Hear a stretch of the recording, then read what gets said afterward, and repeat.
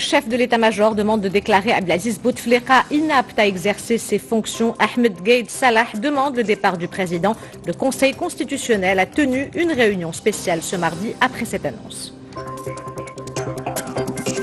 Le roi Abdallah II de Jordanie effectuera demain et jeudi une visite d'amitié et de travail au Maroc à l'invitation de Sa Majesté Mohamed VI. Une visite qui permettra de booster la coopération économique et les échanges commerciaux entre les deux royaumes liés par l'accord d'Agadir.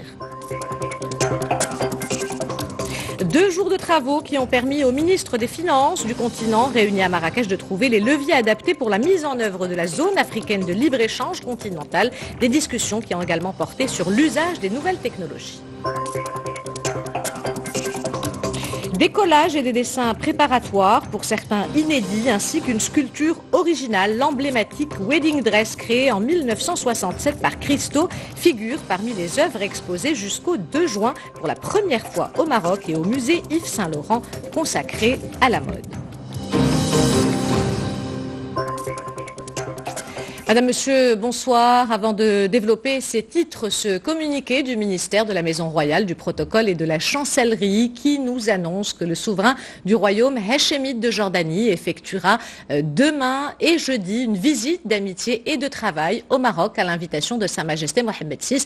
Le souverain aura des entretiens avec Sa Majesté le roi Abdallah II de Jordanie. Nous reviendrons sur les relations économiques entre les deux pays. Mais avant cela, arrêtons-nous sur cette déclaration du chef de l'état-major de l'armée algérienne qui intervient après plus d'1 mois de manifestations pour demander le départ du président.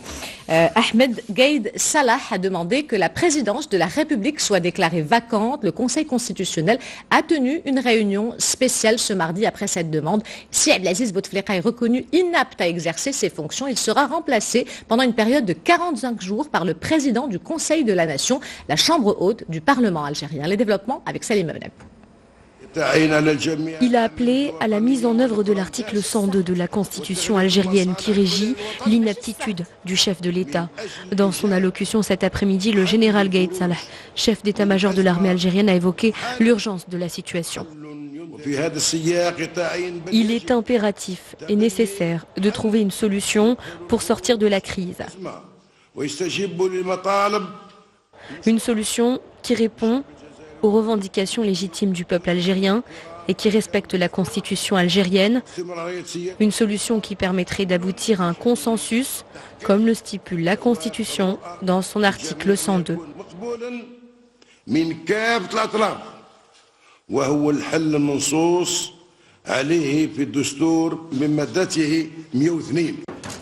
L'article 102 prévoit que lorsque le président de la République, pour cause de maladie grave et durable, se trouve dans l'impossibilité totale d'exercer ses fonctions, le Conseil constitutionnel se réunit de plein droit. Après cette demande présentée par le chef d'état-major de l'armée, l'organe juridictionnel suprême aurait, d'après certains médias algériens, tenu une réunion spéciale en fin d'après-midi. Elle ouvrirait la voie à une procédure d'empêchement de Abdelaziz Bouteflika. Si le président est reconnu inapte à exercer ses fonctions, il sera remplacé pendant une période de 45 jours par le président du Conseil de la Nation, la chambre haute du Parlement algérien, Abdelkader Ben Salah. Urgence humanitaire au Mozambique. La région de Buzi à l'est du pays est l'une des plus affectées par les intempéries. Le bilan encore provisoire des inondations et des éboulements fait état de plus de 700 morts. Au total, près de 2 millions de personnes ont été touchées par le cyclone Idai en Afrique australe. Les inondations ont détruit 500 000 hectares de récoltes et les Nations Unies ont lancé un appel pour rassembler 280 millions de dollars pour venir en aide au Mozambique. Le chef de la Fédération internationale de la Croix-Rouge et du Croissant-Rouge met en garde contre des risques d'épidémie auxquels font face les rescapés. Au Proche-Orient, après un regain de tensions qui fait craindre une nouvelle confrontation ouverte, le Hamas annonce la conclusion d'un cessez-le-feu entre les groupes armés palestiniens de Gaza et Israël sur intersection égyptienne. Les développements avec Salim Abneb. Au petit matin, les armes se sont finalement tues, au moins provisoirement. Les conséquences n'en sont pas moins terribles. À Gaza, les habitants impuissants constatent les dégâts. Nous étions assis dans la chambre et ils nous ont appelés pour nous dire de quitter la maison. Nous l'avons fait. Nous sommes allés chez les voisins et 30 minutes après environ, ils ont bombardé la ville. Les dégâts sont importants. La terrasse, les meubles, le salon, tout est parti. À l'origine de cette escalade de violence, une roquette tirée la veille du sud de la bande de Gaza selon l'armée israélienne sur une maison à Michermet, petite localité au nord de Tel Aviv. L'armée israélienne qui répond systématiquement à ce genre d'attaque accuse le Hamas d'en être à l'origine. Elle a d'ailleurs effectué en retour des dizaines de tirs de roquettes et d'obus de mortier vers Gaza. La situation inquiète l'ONU. Le secrétaire général est gravement préoccupé par ces derniers événements. Nous avons été mis au courant des derniers rapports faisant état de tirs sur Gaza. Nous exhortons toutes les parties à faire preuve de la plus grande retenue. Une nouvelle escalade risquerait d'aggraver une situation déjà difficile, en particulier pour les civils vivant à proximité de Gaza. En voyage officiel, Benjamin Netanyahou a dû écourter sa visite aux États-Unis. Il a eu le temps d'y remporter une victoire. Donald Trump a reconnu la souveraineté israélienne sur la partie du Golan syrien, annexée par Israël, et ce malgré la réprobation suscitée à l'étranger. Le Kremlin craint que cette décision américaine provoque une nouvelle montée de violence entre Palestiniens et Israéliens. La situation au Proche-Orient qui devrait être au centre des entretiens entre Sa Majesté le Roi et le roi Abdallah II de Jordanie. Je vous le disais en ouverture de cette édition, le souverain du royaume hachémite effectuera demain et jeudi une visite d'amitié et de travail au Maroc à l'invitation de Sa Majesté Mohammed VI. Une visite qui permettra de booster sans aucun doute la coopération économique et les échanges commerciaux entre les deux royaumes liés par l'accord d'Agadir. Reportage Zoheb Daoudi et Mohamed Magri, le récit et de Rizlan Taïbi. La coopération économique entre Rabat et Amman est encadrée par au moins 115 documents. Ces textes sont répartis entre accords, mémorandums d'entente, programmes exécutifs et procès-verbaux qui touchent différents secteurs, notamment l'industrie, le commerce, l'agriculture, le tourisme, l'énergie ou les mines. Il s'agit également des secteurs financiers, des investissements, du transport aérien et terrestre et de la navigation maritime. Je crois que le Maroc et la Jordanie peuvent accroître davantage leur coopération. Ils sont complémentaires dans le secteur de l'industrie automobile, par exemple. La Jordanie importe des voitures de pays concurrents du Maroc alors qu'il peut s'approvisionner au Maroc. À cela s'ajoute une panoplie de projets en cours d'examen, l'objectif étant de cristalliser les mécanismes à même de leur assurer une meilleure mise en œuvre.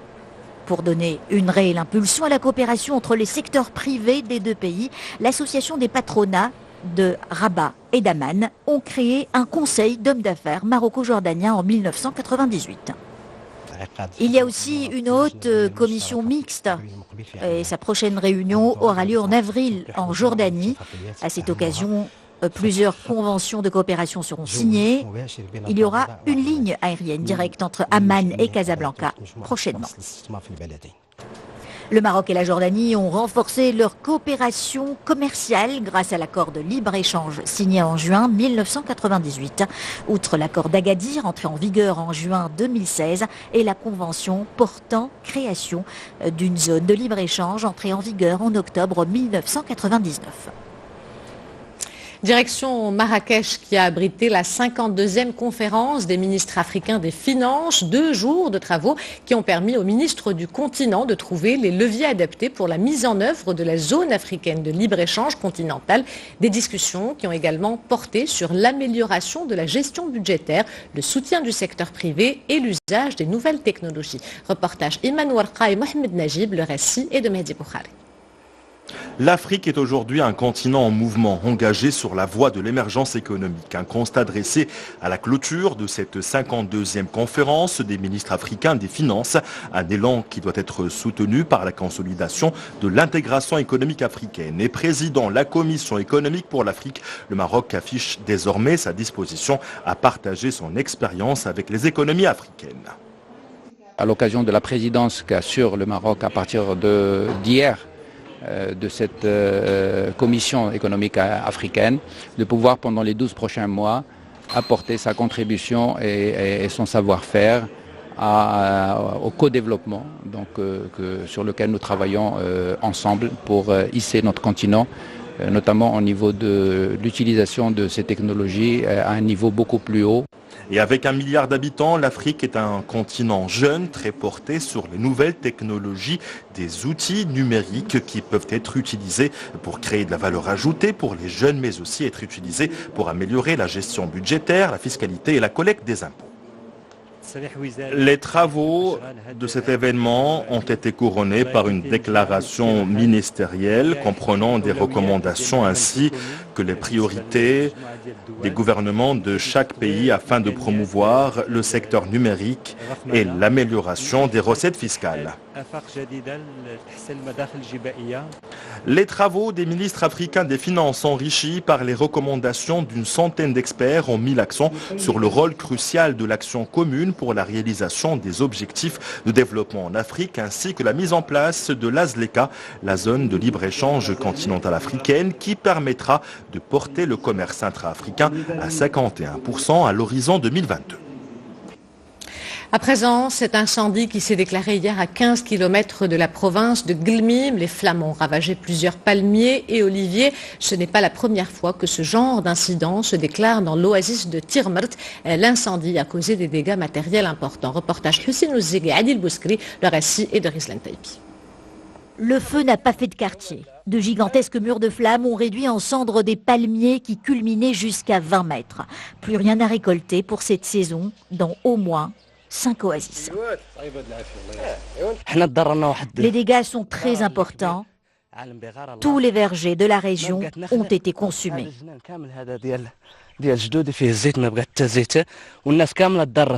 Des oliviers ont aussi été ravagés par l'incendie qui s'est déclaré hier soir. Le vent violent qui soufflait dans cette région située à une vingtaine de kilomètres de Glmim a favorisé sa propagation. Les arbres sur 1 kilomètre ont été calcinés. Le vent était très puissant. On vient de planter des oliviers, ils ont été complètement abîmés. Même ces arbres qui sont encore debout ne vont pas tarder à tomber. Les arbres dans 2 oasis sont encore incandescents malgré les efforts des pompiers qui ont réussi à maîtriser le feu dans 3 oasis.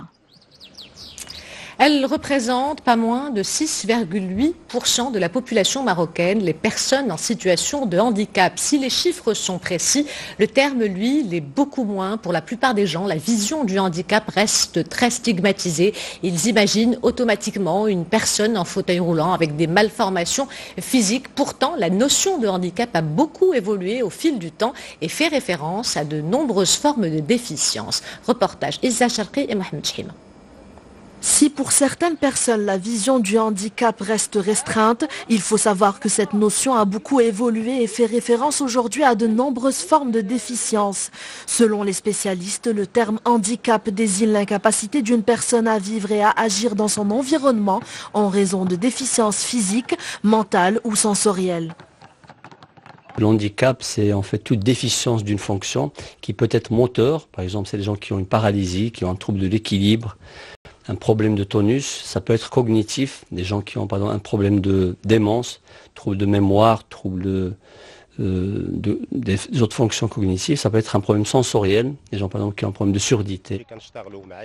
Nous nous occupons de personnes pouvant présenter un handicap moteur, mental ou sensoriel. Chaque déficience requiert un accompagnement particulier. Les personnes atteintes nécessitent une prise en charge adaptée à la nature de leur handicap, un handicap qui n'est pas toujours visible pour certains. Près de 80% des personnes dites handicapées présentent une déficience non visible. La médecine physique et de réadaptation fonctionnelle, dans ce sens, elle a comme but d'abord d'évaluer le handicap pour, après une prise en charge pluridisciplinaire et globale soit de l'enfant en situation de handicap ou de l'adulte.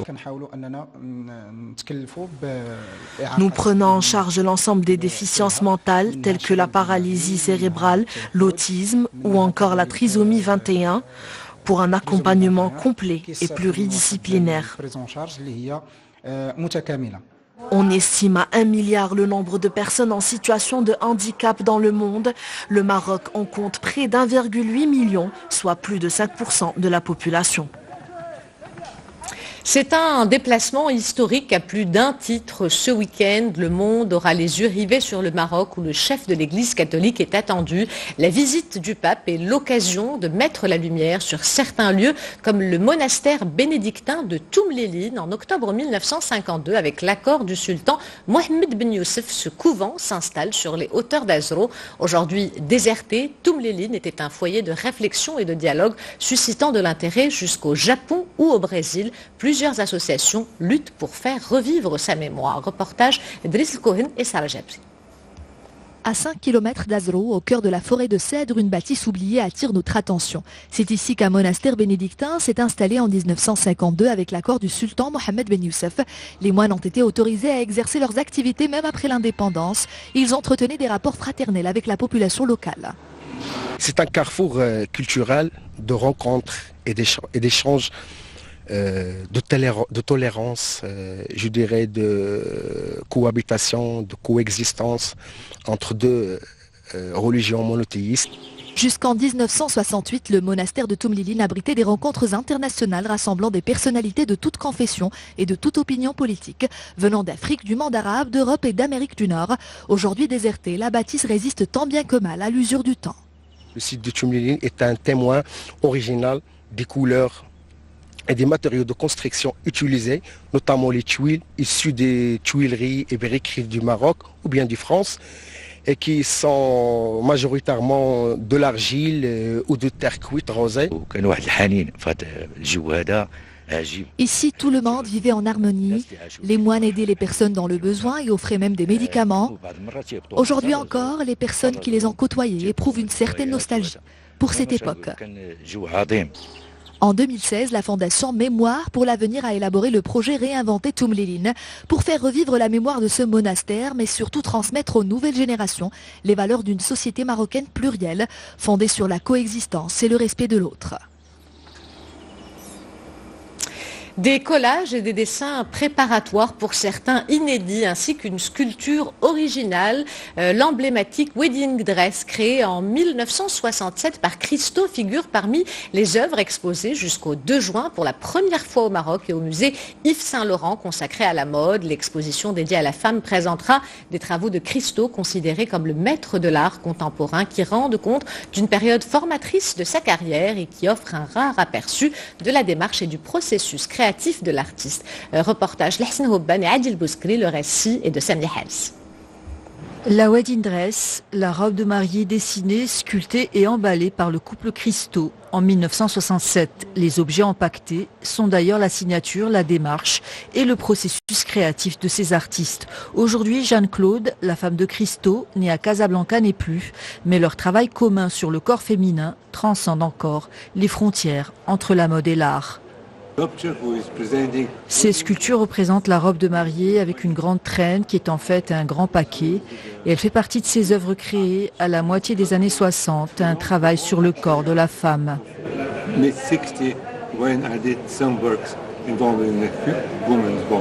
C'est l'exposition des œuvres inédites, donc des œuvres de 1962 à 68 qui n'étaient jamais exposées avant. Donc c'est une première pour le Maroc, c'est une première pour l'Afrique. L'objectif de Christo, c'est de mettre en scène des œuvres éphémères, quelquefois monumentales, qui ne durent que le temps d'un regard et immortalisées sur des photographies. Plein de choses en voit, on passe à côté, mais lui, il les empaque pour nous attirer notre attention. C'est dérangeant d'abord, mais le fait de faire cet acte-là, ça nous ramène à nettoyer notre regard et à voir le quotidien autrement. L'œuvre de Christo, très avant-gardiste, a été au début très critiquée par d'autres artistes et par la presse. De plus en plus lisible au fil du temps, elle constitue une réflexion esthétique et libre sur le processus de création. Avant de nous quitter, je vous rappelle l'une des principales informations de ce journal, cette déclaration du chef de l'état-major de l'armée algérienne qui intervient après plus d'un mois de manifestation pour demander le départ du président. Ahmed Gaïd Salah a demandé que la présidence de la République soit déclarée vacante. Le Conseil constitutionnel a tenu une réunion spéciale ce mardi après cette requête. Si Abdelaziz Bouteflika est reconnu inapte à exercer ses fonctions, il sera remplacé pendant une période de 45 jours par le président du Conseil de la Nation. La Chambre chambre haute du Parlement algérien. C'est la fin de cette édition. L'information se poursuit sur notre site 2m.my, sur l'application My2M. Le prochain journal Al-Masaïa vous sera présenté par Hicham Gharfaoui. Quant à moi, j'aurai le plaisir de vous retrouver demain à 20h15. En attendant, portez-vous bien et excellente soirée à tous.